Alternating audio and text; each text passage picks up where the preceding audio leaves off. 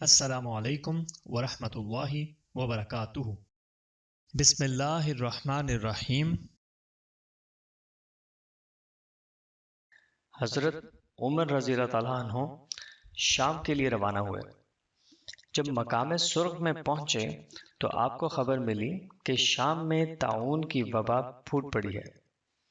پھر حضرت عبد الرحمن بن عوف رضی اللہ تعالیٰ عنہ نے ان کو خبر دی کہ رسول اللہ صلی اللہ علیہ وآلہ وسلم نے فرمایا، جب تم وبا کے متعلق سنو کہ وہ کسی جگہ ہے تو وہاں نہ جاؤ، اور جب کسی ایسی جگہ وبا پھوٹ پڑے جہاں تم موجود ہو تو وہاں سے بھی مت بھاگو۔